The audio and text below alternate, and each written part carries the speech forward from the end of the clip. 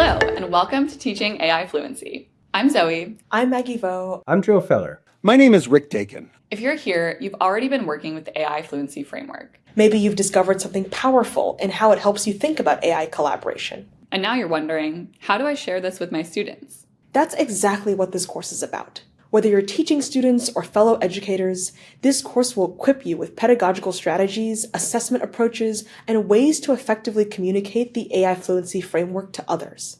Before we dive into the course, let's make sure we're on the same page about the nature of the framework. The framework operates on two levels.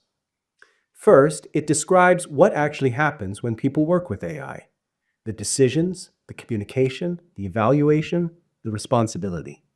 It gives us a map of the territory. Second, it also guides people towards better practice. It doesn't just describe what people do, it shows them what they should do to work with AI effectively, efficiently, ethically, and safely. This dual nature is crucial for teaching AI fluency. Your students need to understand both how AI interactions work and how to make those interactions work better. The framework gives us a language and a structure for both. We've organized this course around 3 essential questions every educator faces when introducing AI fluency. In this lesson, we ask, how can we introduce the framework to students? We'll look at pedagogy and different ways of exploring the framework with your students. In Lesson 2, we ask, how do we know if students are getting it?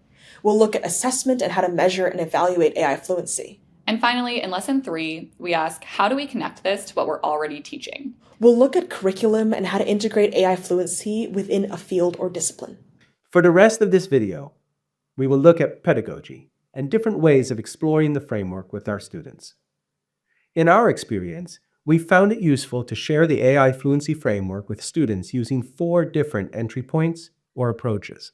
These strategies each add conceptual richness and depth of detail to support learning for different groups and different contexts.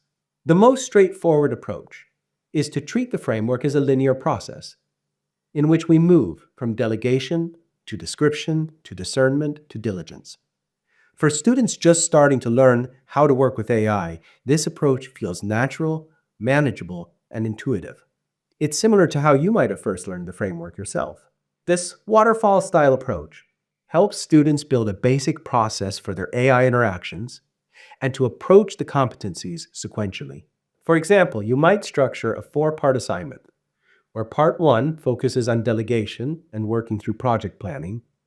Part 2 develops description skills through hands-on workshops where they interact directly with AI. Part 3 builds discernment through evaluating AI outputs together. And Part 4 addresses diligence through ethical discussions and transparency practices. Each part builds on the previous, creating a structured learning journey. The second approach acknowledges that the 4 Ds aren't actually a fixed sequence. Rather, they're an interconnected system, which means you can start anywhere and bounce around as needed.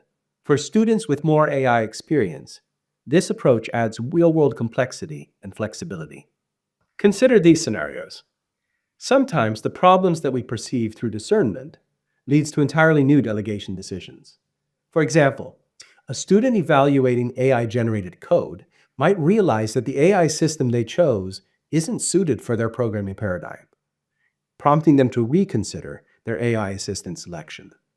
Or sometimes diligence directly shapes your description strategy. For example, when working on sensitive data, privacy requirements might dictate that students craft prompts without sensitive information, fundamentally changing how they communicate with AI. Or sometimes, description challenges reveal gaps in our delegation. For example, a student struggling to articulate what they want from an AI partner might realize they haven't clearly defined their own project goals, sending them back to revisit fundamental delegation questions. This more holistic approach helps students understand AI fluency as an adaptive and responsive practice, not a rigid checklist, preparing them for the messy realities of actual AI collaboration. This approach lends itself to projects and case-based learning, presenting students with real AI collaboration scenarios and letting them discover which competencies are needed and when. The third approach involves deep explorations of just one competency at a time. This is a good approach for specialized purposes, like a discussion or a skill-building session. You can spend an entire workshop on just description, exploring concrete techniques for all three subcomponents with hands-on practice. Or you could focus a discussion seminar entirely on diligence.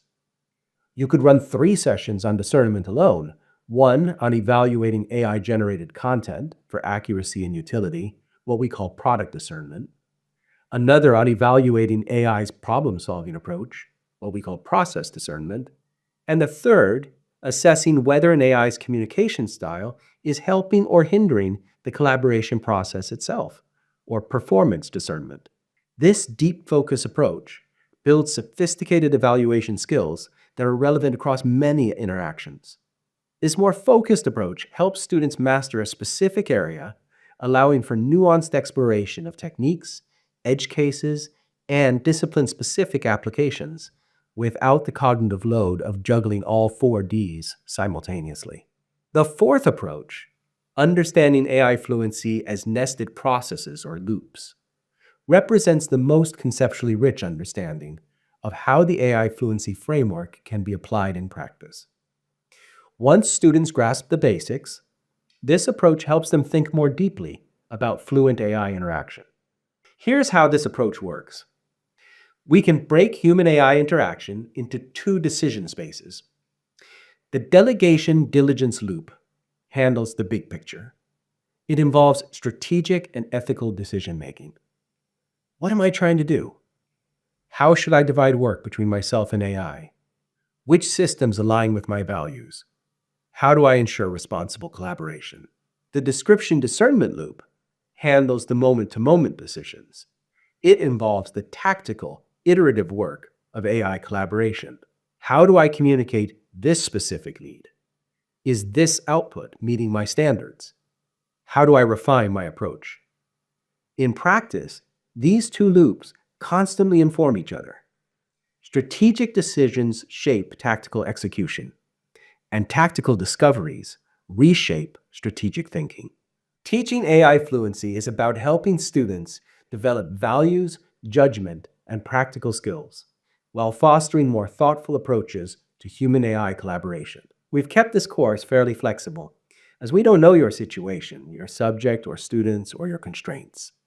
But we will try to give you what you need to apply these approaches to your specific context. In our next video, we'll look at the delegation diligence loop and how to teach responsible design and decision-making in AI collaboration.